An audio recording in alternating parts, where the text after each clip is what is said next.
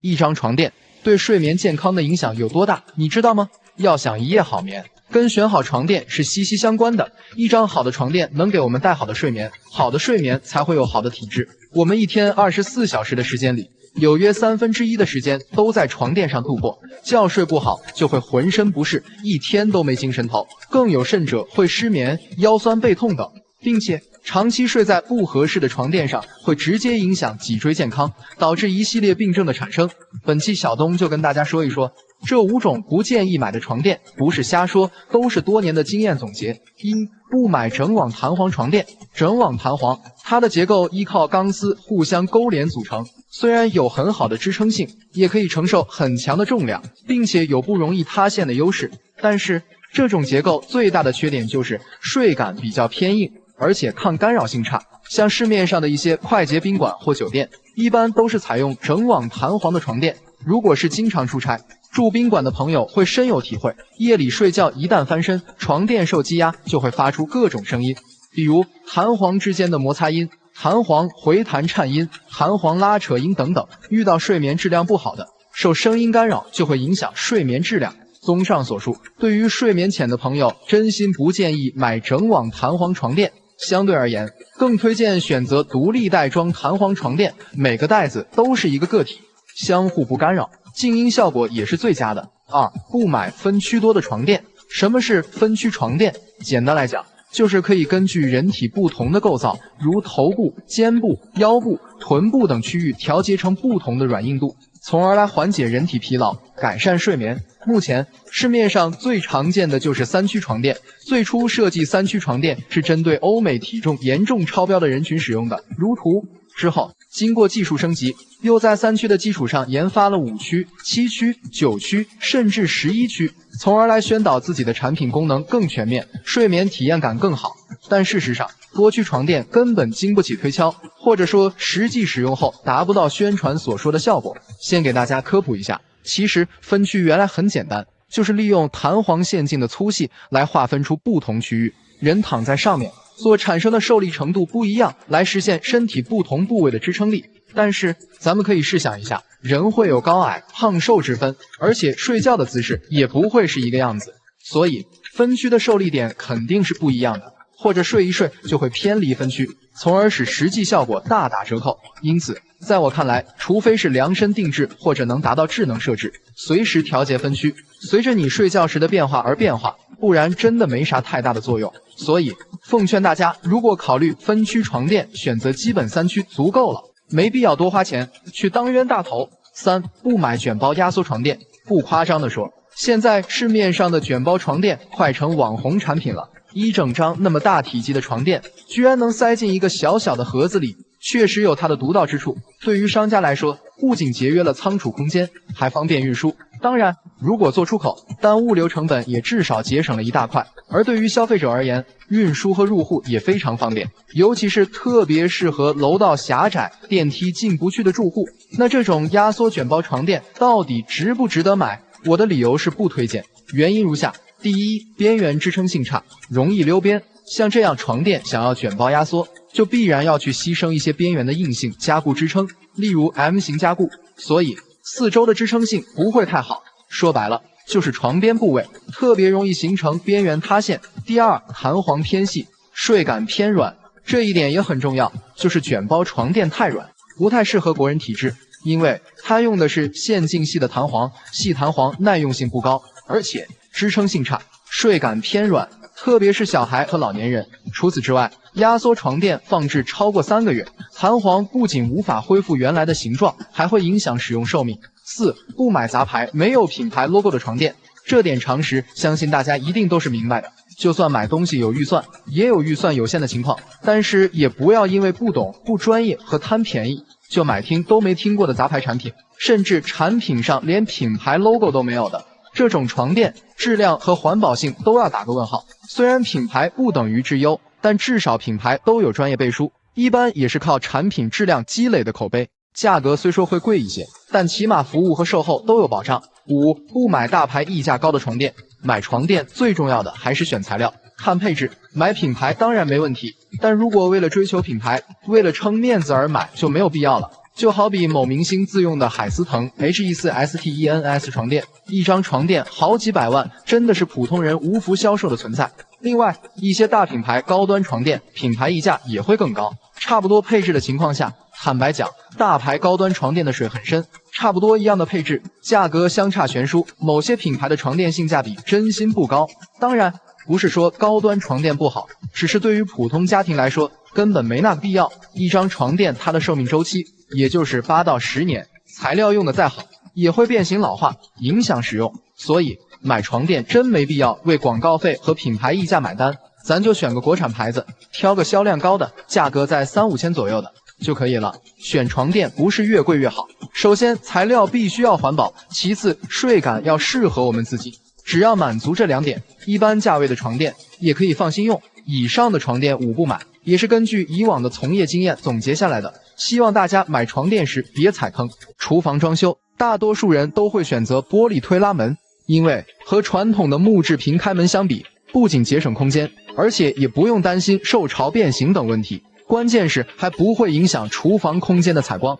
那说到玻璃推拉门，分为地轨和吊轨2种形式可选，其中吊轨推拉门不仅颜值高，而且地面不积灰，卫生也好搞，这些年可谓是红极一时，非常受年轻人的喜爱和追捧。理论上来讲，吊轨门属于地轨门的升级换代产品，无论是从外在的美观度，还是后期清洁的角度，都是很值得投入的。但实际上，现在装修选择吊轨推拉门的业主越来越少，甚至装过的人也都后悔了。这是什么原因导致的呢？在我看来，虽然吊轨门颜值高，但选择安装吊轨推拉门，同时也存在4大弊端。本期小东就和大家细数一下吊轨推拉门的那些缺点，如果你家也在装修，不妨了解清楚再决定。1、存在安全隐患。区别于地轨推拉门，吊轨门的轨道是在门的上方，它是依靠上轨的这个滑轮来实现移门的推拉。这种吊轨推拉门，它最大的优点就是不用担心卫生打扫问题，而且地面没有轨道，进去也不担心磕碰绊脚。但是咱们从它的这个外观结构不难看出，它的这个承重点完全取决于上面的这个轨道。就拿2联动移门来说，型材金属框加上大面积钢化玻璃，自身重量至少在100-200斤。有些人家里门洞宽，还有做3轨联动的，那么不管是2扇门还是这个3扇门挂在上面，长期这样来回滑动的话，其实对这个上轨的承重要求非常高。特别是包门套安装的时候，这个门套材质不好，承重性差的话，那么用个2、3年后，这个门很容易下沉，下沉后碰到地面就会出现卡顿、破拉不动的情况，暴力推拉还会造成这个门的损坏。另外，这个吊轨门自身重量过重，也会影响到它的安全性。后期使用中，它的这个晃动性比较大，如果家里有小朋友，也会觉得比较危险。2、密闭性差。吊轨推拉门其实还有一个致命缺点，就是它的这个密闭性不是太好，因为要避免门扇与地面摩擦损坏，所以它离地面有1至1.5公分左右的一个缝隙，也就是说它没办法做的完全落地，就算是完全闭合之后，它也是有些缝隙的。那么咱们安装厨房门的意义就是为了阻隔油烟和噪音，吊轨门的这个缝隙就会导致后期它的这个密闭性和隔音性不好。反观地轨推拉门，它关闭之后下面是完全落地的，上下门都不存在缝隙，所以它的密封性更强，后期隔绝厨房的油烟，包括这个声音都有很好的效果。3、后期维修麻烦。地轨门它是上轨和下轨同时去受力，同时发挥作用。与吊轨门不同的是，它的承重点是在下面轨道上，这个上轨只是起到一个辅助的作用，它是作用力在地面，所以这个承重非常好，也特别的稳固，所以基本不存在维修问题。我家的地轨推拉目前使用7、8年了，还是啥毛病没有。但是这个吊轨门它的受力点在上轨，主要依靠上方的滑轮承重，一旦出现问题，维修化让省工非常的麻烦，而且五金质量不好的话，损坏的几率也非常大。如果重复修几次的话，基本的话让省不久了。4、价格成本高。吊轨门虽然看起来更上档次，但它的市场价格也比较贵。吊轨推拉门不仅需要滑轮、轨道这些基础五金，一般还带一个缓冲器，防止关闭时产生碰撞和噪音。所以相比于地轨门的售价自然要更高。打个比方，市场上普通的地轨门一般价格在600-700元一个平方，但是如果做吊轨门1平方，通常要贵个200-300元左右，价格区间主要体现在五金的品牌和质量。而且现在市场上卖移门的商家，一般算面积的话，比如这个3联动起步价就是 4.5 平方，也就是说单扇门不够 1.5 平方的话，它也按照 4.5 个平方收费。那么同样的一个花色，同样大的一个面积，吊轨门与地轨门差价多花个1-2千块也很正常。综上来说，吊轨门其实就是看起来好看，地面卫生好清洁，但从后期的使用情况来看，还真的不实用，存在安全隐患不说，密闭性也差，而且价格还贵。以我多年的从业经验来说，还是建议大家选择稳固性好、经久耐用、经济实惠的地轨门。另外，现在的地轨推拉门经过改良，基本上都是超薄轨道的，打扫卫生也不太影响。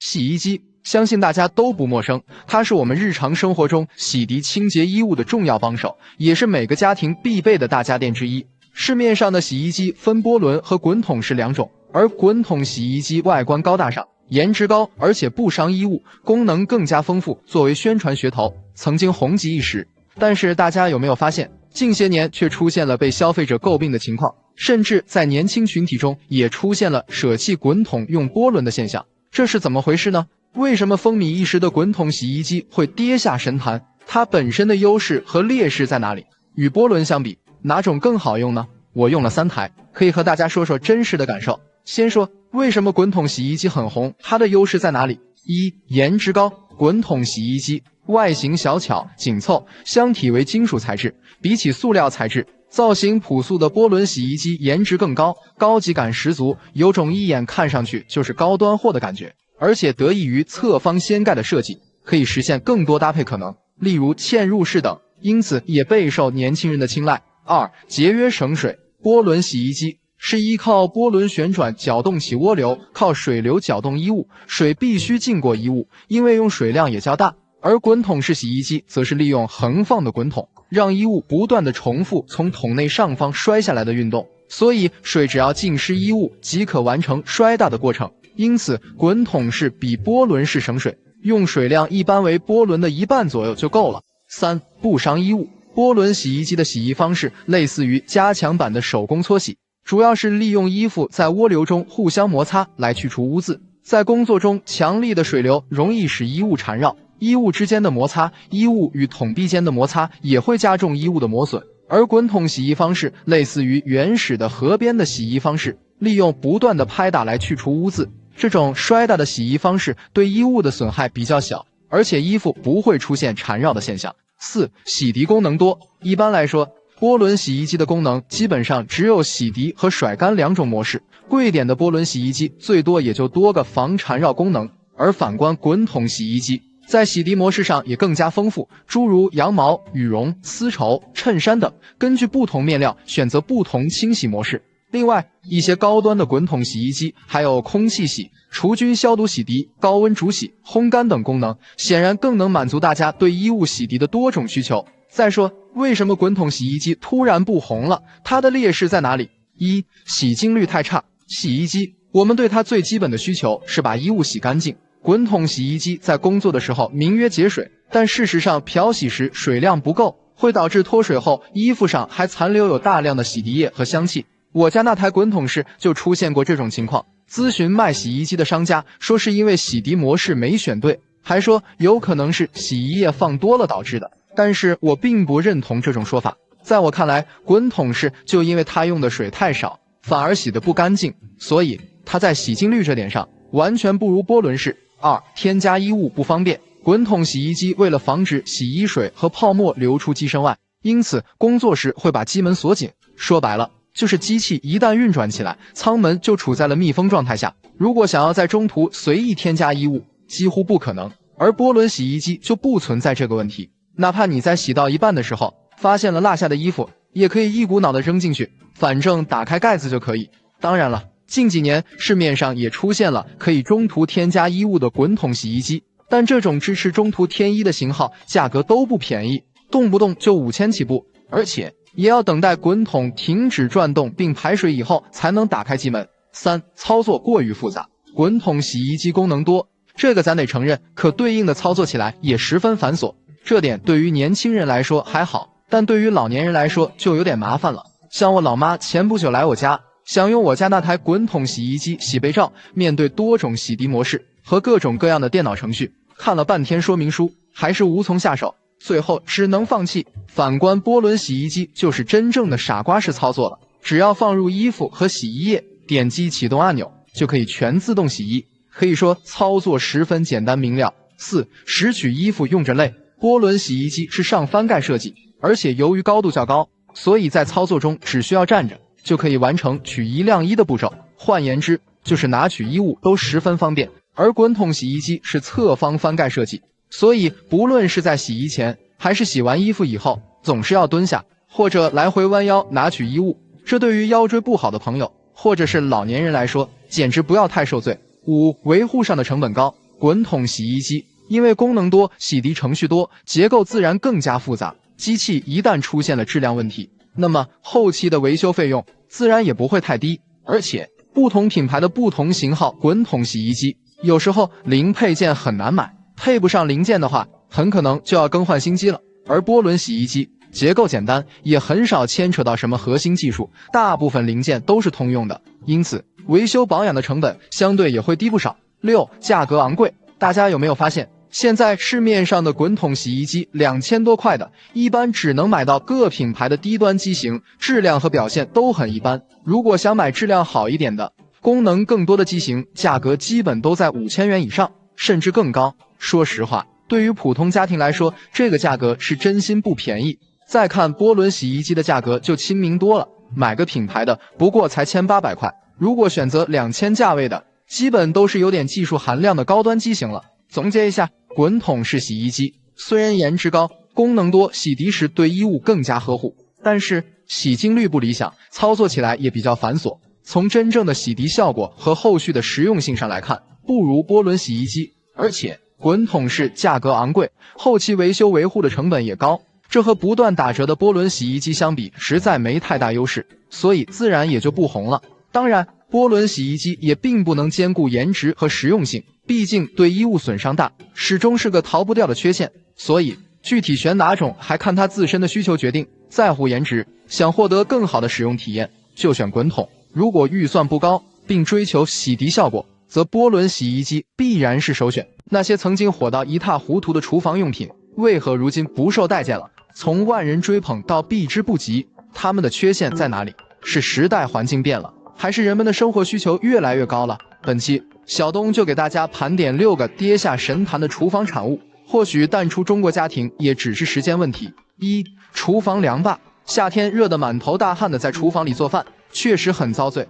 有需求就有市场，厨房凉霸就此诞生了。商家宣传说装上凉霸以后特别凉快，可以解决厨房烧菜闷热的问题，于是很快成为了抢手货。凉霸这个名字确实会给人制冷降温的感觉，不过它叫凉霸，但却不制冷，所以很多人给家里装了厨房凉霸之后，就觉得实实在在的被坑了，因为它的功能和空调完全不同，根本起不到制冷的效果，充其量不过就是一台安装在顶上的风扇，在厨房发挥的唯一效果就是把热气反复的吹上吹下，同时还会影响油烟机的效果，把烧饭时的油烟吹得到处都是。另外用久了之后，扇叶上还会蒙上厚厚的一层油污，清理也非常费事。总体来说，大家发现厨房凉霸的性价比低，没什么实际效果，因此也就彻底的凉了。2. 台中盆。记得当年厨房装修中，水槽到底应该装台上盆还是台下盆，很多业主对此都很迷茫。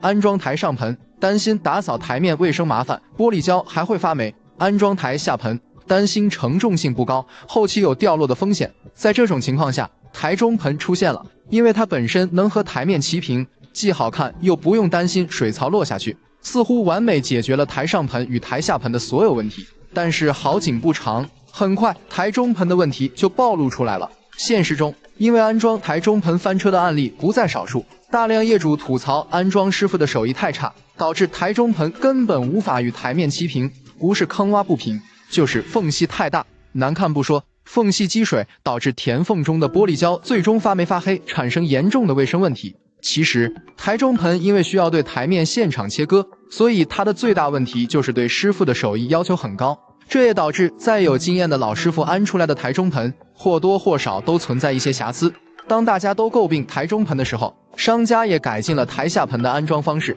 从云石胶升级到如今的金属卡扣固定，这种方式也减低了台下盆掉落的风险，因此台中盆也就寿终正寝了。3. 不锈钢台面。不锈钢台面有防水防潮、硬度高不开裂、不会渗色、环保无辐射等优势，曾经在餐饮行业非常的受欢迎。因其特点优势，曾经有一段时间里，在家庭厨房中也很快流行起来。但是好景不长，没火多久呢就熄火了。这是为什么呢？其实原因也很简单。其一，美观性不够，这也是很多年轻人看不上它的根本原因。冰冷的质感，总有一种厨房酒店后厨的廉价感，显得不够档次不说，还与家庭环境需要的温馨感相差甚远。其二，不锈钢台面不耐滑，稍微磕碰可能都会严重刮花，而且无法修复，用过1-2年以后，基本都是惨不忍睹。其次，如果厚度不够，还会出现变形鼓包的现象。其三，不锈钢台面比石材更容易滋生细菌，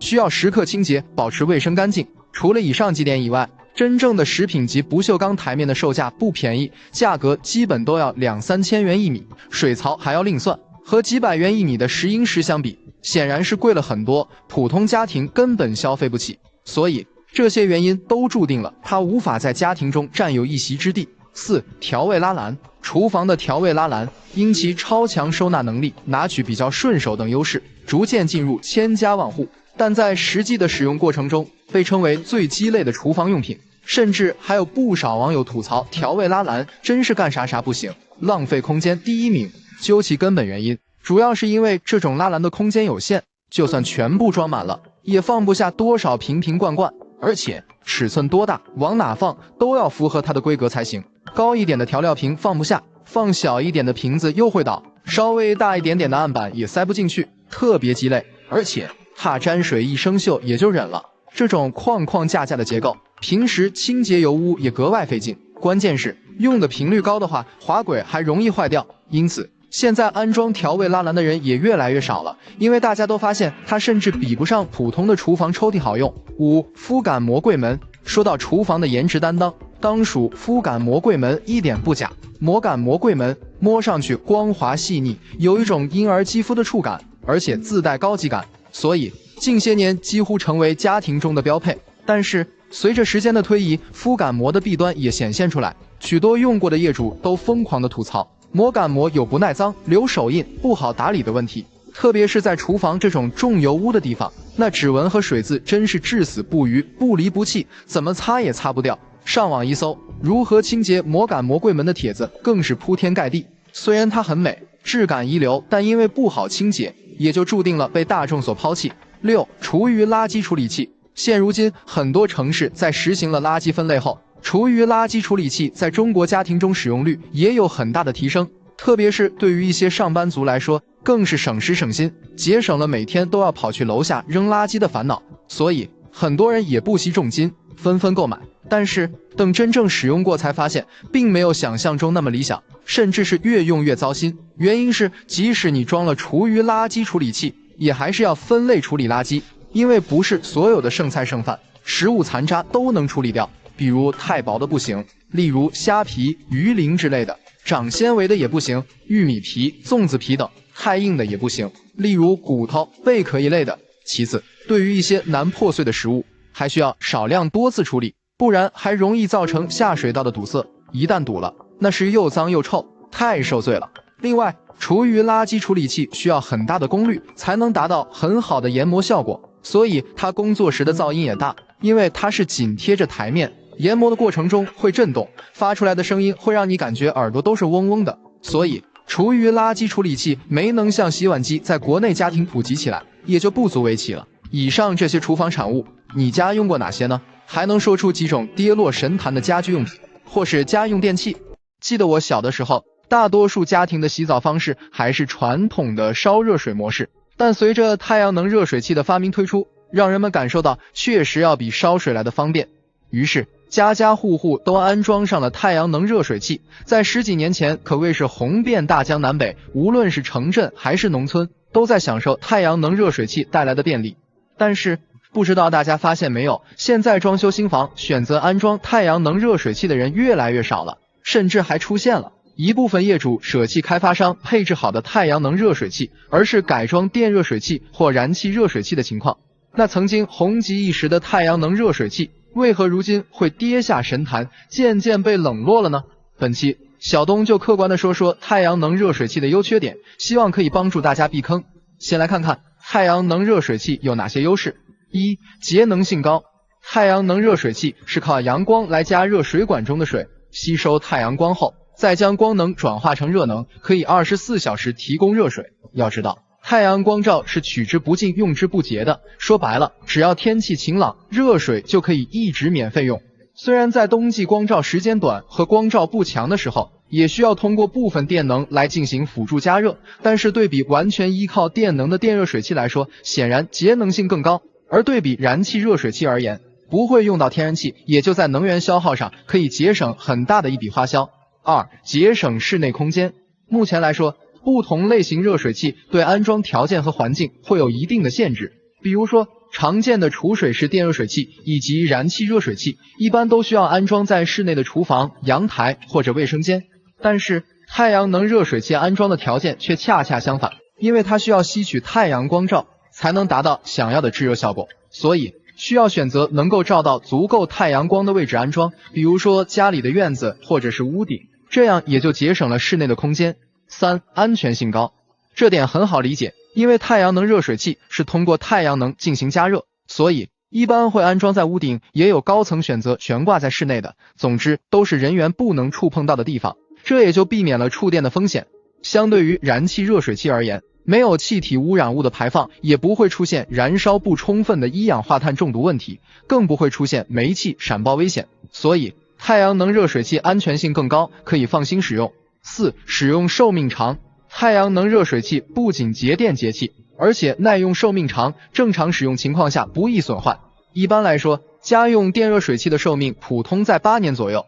燃气热水器则是在6年。这两种热水器即便是每年都定期保养，但时间久了也会出现内部零件老化问题，所以超过年限就要更换新的，不然容易发生安全隐患。但是太阳能热水器的使用寿命会很长，一般正常使用在10年左右，如果定期维修维护，基本都能使用到15年以上，甚至更久时间。再来说说太阳能热水器为什么不红了，它的劣势在哪里？一、使用上的不便。太阳能热水器的自身优势是节能不耗电，这也是大家认可的点，但是说到底也是靠天供热的玩意。说白了，太阳能加热的效率完全取决于天气的好坏。夏天光照强的时候水温就高，遇到阴雨天气放出来的基本也都是凉水，到了冬天能用到的时候更是少之又少。可能有的人会说，现在的太阳能热水器也有电热辅助装置，可以在光照不够的时候通过热能辅助加热的，但问题是太阳能电加热成本很高，一般200升储水量的太阳能热水器加热时间过长，能耗大，而且夜间加热不明显，这就导致了很多人放弃了它。二、浪费水，舒适感不强。咱们都知道，一般太阳能热水器多数是安装在楼顶上，需要把室内的水管和顶楼的热水器连接，才能提供热水，所以这就导致管线太长，里边会有大量的积水，所以每次用之前都要先把冷水放出来，然后才有热水。另外就是使用热水的舒适感差，因为太阳能的水温是根据天气而定，这也就导致水温的不稳定，夏天烫得要死，冬天冻得要死。还有由于太阳能热水器热水的最高可以达到100摄氏度，与冷水温差很大，尤其是在洗澡淋浴时，其他人一般就不能使用热水或冷水了，因为一旦使用会影响冷热水的水压变化，会出现忽冷忽热的现象。三、维修成本高。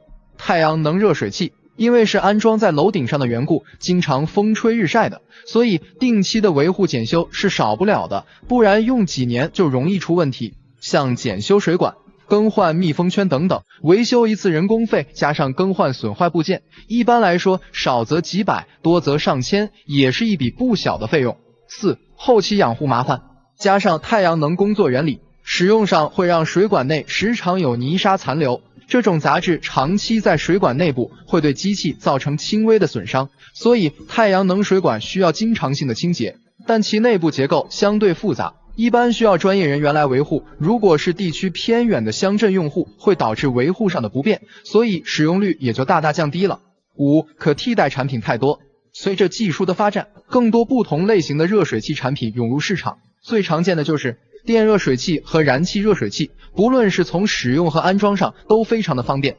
并且再也不受天气和储水量等问题的困扰，真正解决了每天都能在家洗澡的大难题。所以这也就让每天都有用热水需求的家庭直接选择了它们。总结一下，总体来说，太阳能热水器节能环保、热水便捷，其实算是一个好产品，但它的弊端也太过明显，过分的依赖天气和光照，这就导致了用户使用上的不便，而且因为安装环境受限，这也造成了后期的维修和养护都非常麻烦。这些问题不能得到解决，也就渐渐的被电热水器和燃气热水器等产品替代。